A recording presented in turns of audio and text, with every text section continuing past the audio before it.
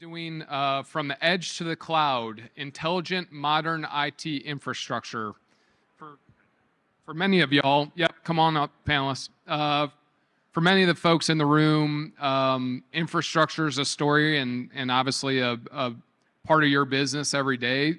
We've brought some panelists who are going to introduce themselves to talk about some of the common themes we're hearing in the industry right now. We're going to talk about some of the challenges that these four are facing, but I assume the whole group is. So without further ado, Steve, why don't you kick us off with a quick introduction of yourself? Yep, I got the technology to work. Hi, everybody. I'm Steve Milsick. I Vice President of Information Technologies for Noble Environmental up in Pittsburgh. So happy to be here. Thank you for having me. Hello. Wow. Do you ever get used to the sound of your own voice? I don't think that I ever will. My name is Jeff French. I'm the CIO for Elliott Davis. We're a public accounting and consulting services firm based in the Southeast. Got it. Hi, I'm Grant Walsh. I'm the Director of IT Infrastructure Operations and Security for a company called Flow Control Group. Probably nobody's ever heard of it, but we're based here in Charlotte. All right. Good morning, everybody. I'm Jeff Garrett, VP of Solutions Architecture at Opkalla. I am the odd man out because I am from Opkalla. Just to call that out, I am filling in for Vance Ball, who is from Buncombe County. Could not be here, obviously. So I just want to use this time to say, if you can help in any way with what's going on in Western North Carolina, please do, because we have colleagues, peers that are going through a lot right now with everything going on. So I wish Vance the best. And anything you can do to help, please find a way to help out. Okay, so we have a series of questions, and this is meant to be interactive. So we'll start with one that probably everyone here is dealing with to some form or fashion, but the impact of the Broadcom VMware acquisition. So how is that acquisition influencing the virtualization or cloud strategies, and are you considering alternatives due to the current landscape and what might be price hikes from the Broadcom team? So Jeff French, we'll hand it to you first. This is something we know we're working with y'all on a little bit. So talk a little bit about how you're dealing with it, and then share some thoughts. So first of all, just a little disclaimer. I came up as a network engineer, but I've been not doing the fun stuff like network engineering for about the past 6 years. So I hope all my sysadmin friends and engineer friends will take it easy on me. So going back to the original question there, I would say I don't know yet, but so we are hearing a lot right now, and in some cases not so much. From what my team is telling me, it's very difficult to even get pricing right now from Broadcom. It sounds like it's chaos over there. I'm reading about this AT&T lawsuit where they're suing Broadcom because of the 1,000% price increase. So yeah, we're nervous about it. We invested in, about 4 years ago, we made the transition from Hyper-V to VMware. Matt Manley, who leads our infrastructure team, who unfortunately is not here today, pushed for that for a long time, and we finally did it. And the system we went to has been rock solid. So we went VxRail, Dell Isilon, Data Domain, Avamar for backups, and it's been great. And so we're about 3 years in to that system now, and we typically refresh every 3-4 years on our core infrastructure. So over the past 6 months, we started talking about what's next, and the VMware transition has definitely come into that conversation. I'd say prior to that really coming to light, we were thinking about what's next. You know, are we going to go full cloud? Are we going to go IaaS? Are we going to stay as is and just refresh our hardware? Now the conversation has shifted to additional options. Do we go back to Hyper-V and refresh our hardware? Do we look at new hypervisors? That's where we are right now. We don't know what we're going to do. So it's going to be an interesting 12 months while we make our decision. Yeah, and I think, Jeff, you hit on a good piece, and maybe for some of the folks in the audience, you guys are hearing from this too. In our experience, the the engagement from the Broadcom team and the reduction from VMware to Broadcom has created some challenges around communication, around forecasting and budgeting, right? So you hit on a really good point, which is the lack of information makes any decision hard. And without having that clear picture, your hands are a little bit forced to just continue to evaluate new solutions. Jeff, if you could hand it to Steve. Steve, I know you've got a long infrastructure background. Why don't you talk a little bit about how you see it, how you're approaching it at your new role, and go from there. Yeah, sure. Thank you. So I do have some VMware experience in my background, and I was fortunate that I missed most of that cutover. I went in between companies, and one was a heavily focused on-premise VMware house. And when I moved, then the transition happened, and now I'm in a pretty much all software as a service house. So I got lucky, I missed it. But I do have some smaller companies that I kind of help provide some mentorship to in the area, and they're struggling. I mean, it's been painful to say the least. And one of them in particular, they were actually like 3 days after the cutover officially happened, they were planning on making a migration, and they called. They said, "We can't get anything. We can't get our licensing. We can't get our software. What do we do?" So, I don't know. I start calling people, and they literally got passed back and forth. So it was from one to the other, back and forth, and they just rebought the licensing. It seemed easier. They created a whole new account, rebought everything, and then they could get what they need. And my suggestion to them and some others moving forward, even the company I'm with now, is kind of avoid it, right? So we're looking more at using some Azure native, resources. So things like spinning up an environment for offshore, so they have a place to land and they can do some work for us. We're just going to use native Azure RDP resources rather than try to implement something new. So it's been painful, and it's definitely going to affect how we move things moving forward. So Yep. Grant, Jeff, any other further comments there? Yeah, I mean, I think so. We acquired our VMware licenses probably just before the acquisition, so we're sitting on 3 years, locked in. But it's still early enough for us to start thinking about where we want to go. I will say, with you can talk about the cost change, 10x, 20x, whatever it is going to be to renew. Their support as a whole from Broadcom in general, if you have VMware, has gone down, which has made us start having those discussions around is Azure the place to go, AWS, GCP, whatever the case may be for future state. But whatever we go with has to have some level of support. We don't have a very large team, but we try to expand out, flex out to whatever partners we have. So we've had good success in working with partners like Scale Computing. We've looked at Nutanix, just various different options. But I mean, for us, we've already kind of internally decided it's not going to be VMware long term. It just doesn't make financial sense or even partnership sense long term for us as an organization. But we're kind of a mixed bag. We've got 1 or 2 locations which are heavy VMware. Unfortunately, our core data center. But most of the acquisitions we do are small companies, so it's Hyper-V across the board. So it's pretty easy for those sites. But yeah, I mean, we've decided as an organization, when this contract is done, we're just done. But again, that support piece is big for us. Having a small team, and the Broadcom side pretty much killed it. So one of the and thanks, Grant. One of the most prevalent questions we get from our advisory team is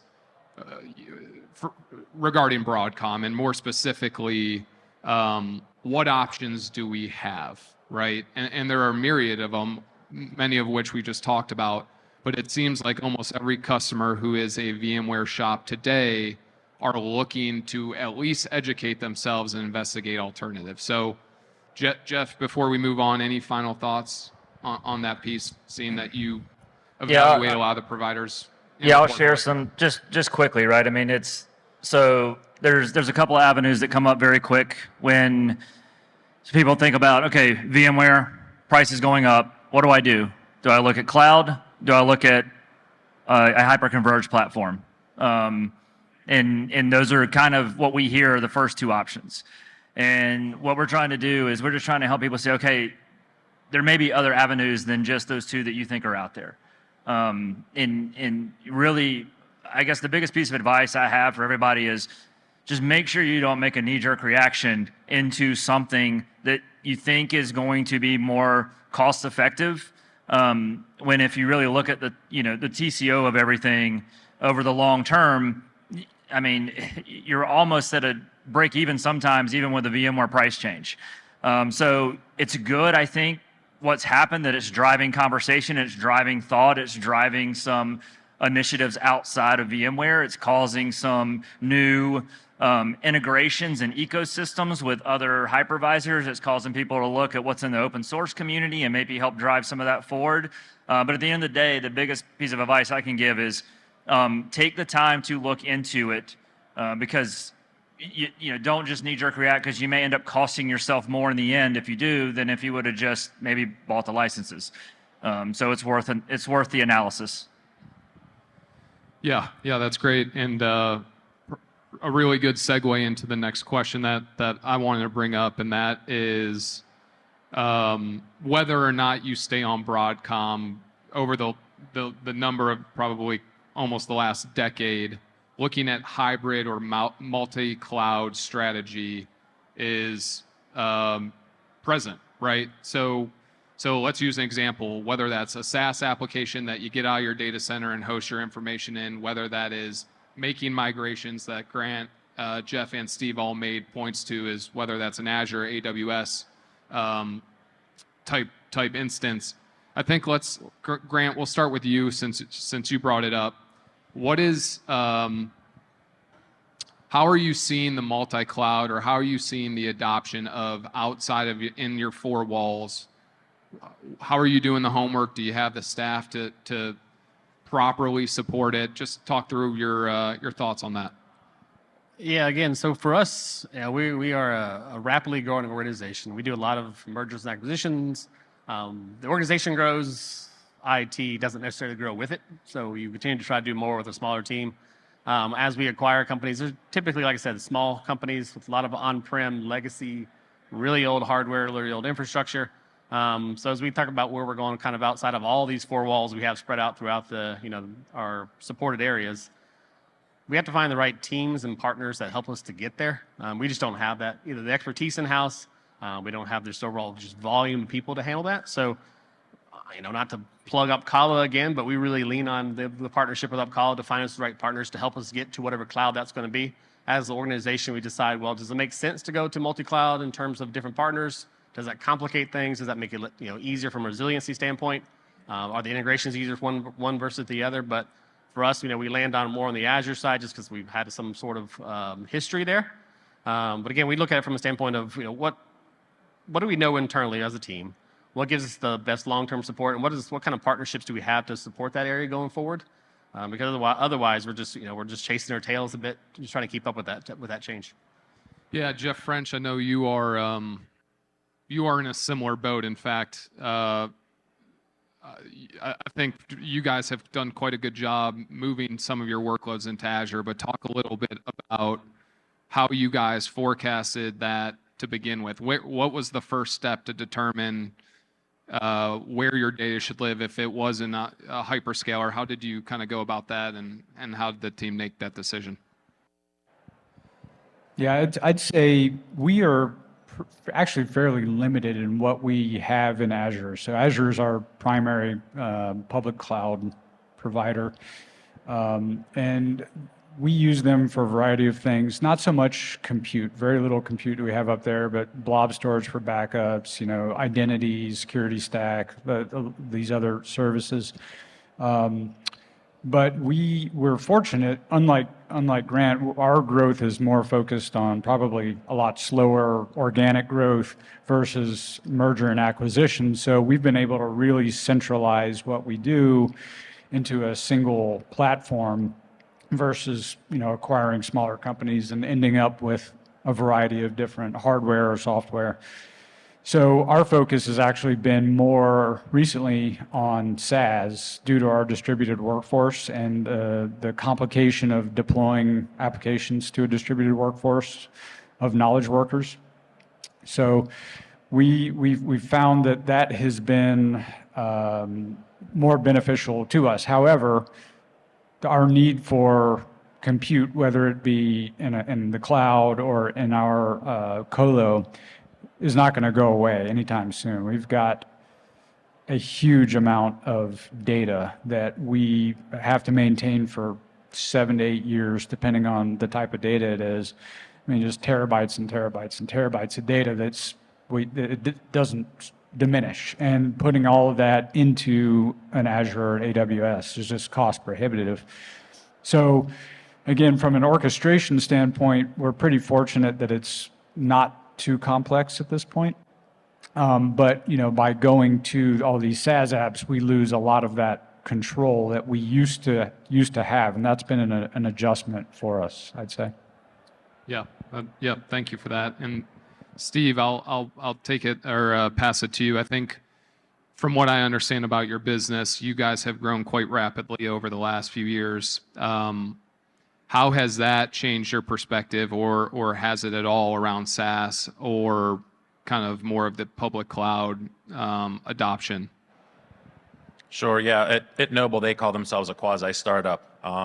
I think it's a bit of an excuse to commit to certain standards, but it's okay. We'll work through that. But no, it's from a cloud perspective, it's difficult for us because as a kind of having that startup mentality, it's expensive. I think the biggest expense for us isn't even necessarily the cloud. Microsoft's more than willing to come in and make you a deal, like how do you want to store your data and how do you want to have your application set up. It's more just hiring folks or hiring a firm to help us.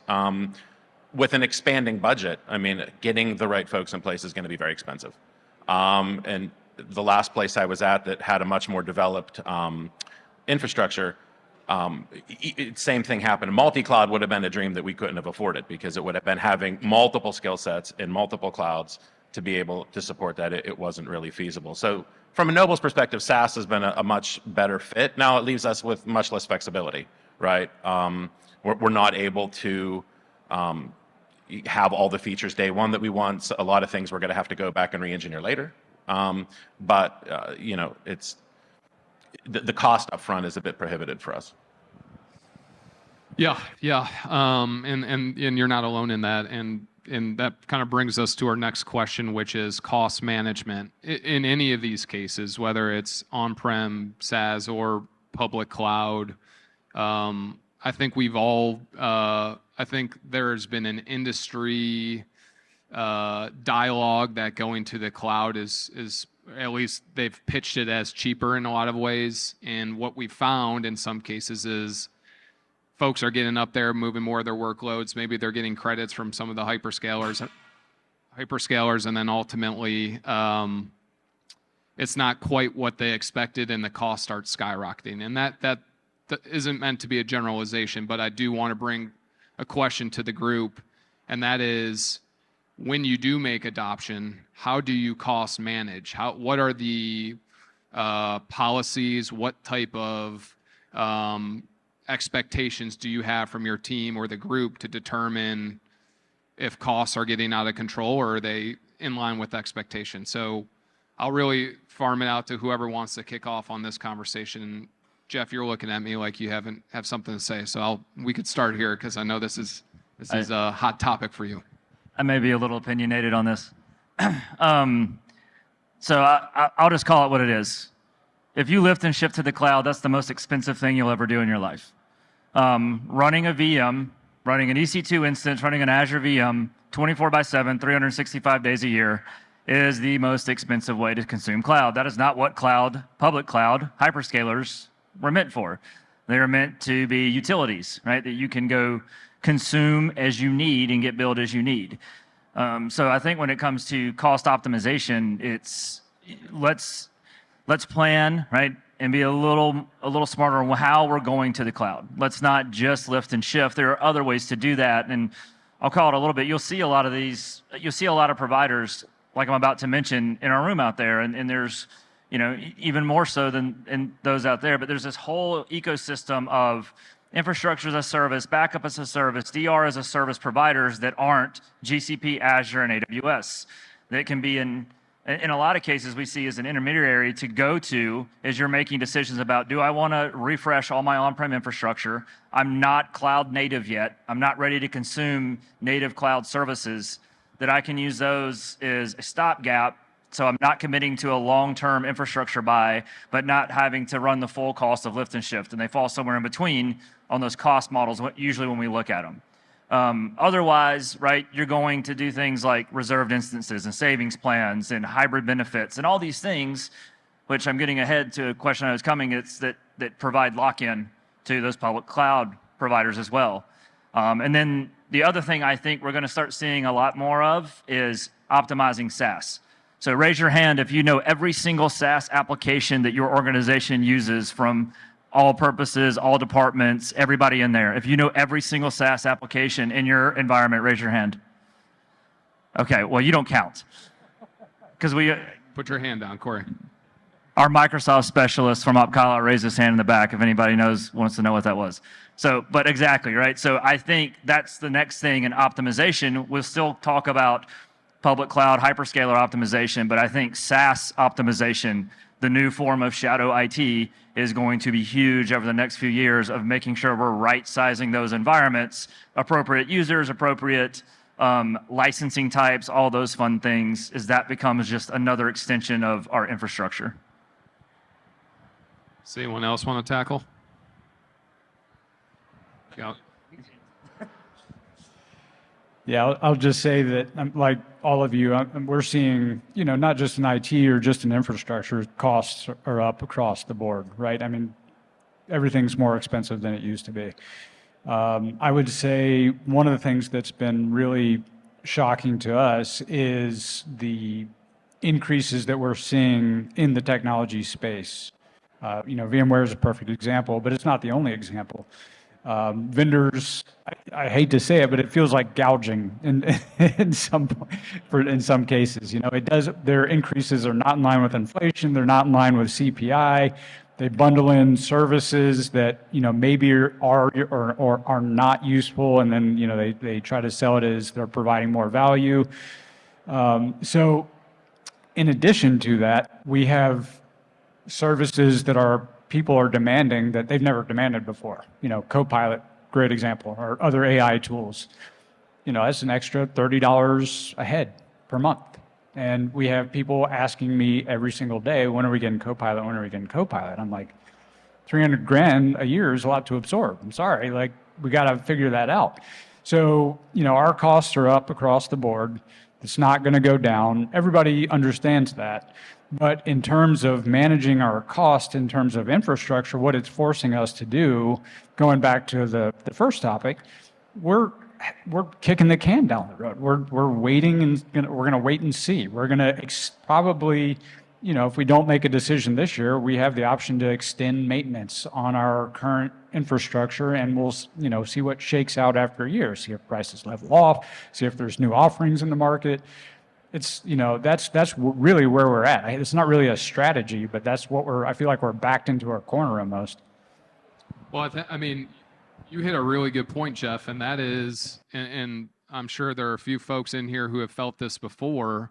When you have a renewal coming up, or if there's a new product that one of your partner providers want to push, that can become a pretty intense negotiation or kind of tactic, right? So these folks, not to name names, but they certainly want to drive decisions, and to drive decisions means they can create pain, whether that's higher support costs, whether that's loss in functionality of certain tools.